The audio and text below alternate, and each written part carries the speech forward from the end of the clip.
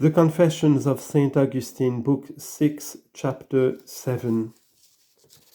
These things we, who were living as friends together, bemoaned together, but chiefly and most familiarly did I speak thereof with Alypius and Nebridius, of whom Alypius was born in the same town with me, of persons of chief rank there, but younger than I. For he had studied under me, both when I first lectured in our town, and afterwards at Carthage, and he loved me much, because I seemed to him kind and learned, and I him for his great towardliness to virtue, which was eminent enough in one of no greater years. Yet the whirlpool of Carthaginian habits, among whom those idle spectacles are hotly followed, had drawn him into the madness of the circus. But while he was miserably tossed therein, and I, professing rhetoric there, had a public school, as yet he used not my teaching, by reason of some unkindness risen betwixt his father and me. I had found then how deadly he doted upon the circus, and was deeply grieved that he seemed likely, nay, or had thrown away so great promise, yet had I no means of advising, or with a sort of constraint reclaiming him, either by the kindness of a friend or the authority of a master. For I supposed that he thought of me as did his father, but he was not such. Laying aside then his father's mind in that matter, he began to greet me, come sometimes into my lecture room, hear a little, and be gone. I, however, had forgotten to deal with him, that he should not, through a blind and headlong desire of vain pastimes, under so good a wit. But you, O Lord, who guide the course of all you have created, had not forgotten him, who was one day to be among your children, priest and dispenser of your sacraments, and that his amendment might plainly be attributed to yourself. You effected it through me unknowingly. For as one day I sat in my accustomed place with my scholars before me, he entered, greeted me, sat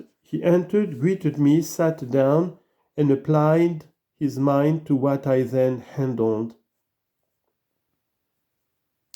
I had by chance a passage in hand, which while I was explaining a likeness from the Circumsian races, occurred to me as likely to make what I would convey pleasanter and plainer, seasoned with biting mockery of those whom that madness had enthralled. God, you know that I then thought not of curing Alypius of that infection, but he took it wholly to himself, and thought that I said it simply for his sake. And whence another would have taken occasion of offence with me, that right-minded youth took as a ground of being offended at himself, and loving me more fervently. For you had said it long ago, and put it into your book. Rebuke a wise man, and he will love you. But I had not rebuked him, but you who employ all, knowing or not knowing, in that order which yourself know, and that order is just, did of my heart and tongue make burning coals, by which to set on fire the hopeful mind, thus languishing, and so cure it. Let him be silent in your praises who considers not your mercies, which confess unto you out of my inmost soul. For he, upon that speech, burst out of that pit so deep, wherein he was wilfully plunged, and was blinded with its wretched pastimes. And he shook his mind with a strong self-command, whereupon all the fifth of the Circensian pastimes flew off from him, nor came him again thither. Upon this he prevailed with his unwilling father that he might be my scholar. He gave way and gave in.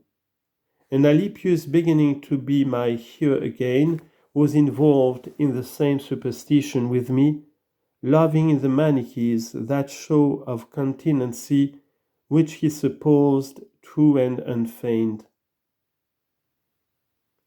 whereas it was a senseless and seducing continency, ensnaring precious souls, unable as yet to reach the depth of virtue, yet readily beguiled with the surface of what was but a shadowy and counterfeit virtue.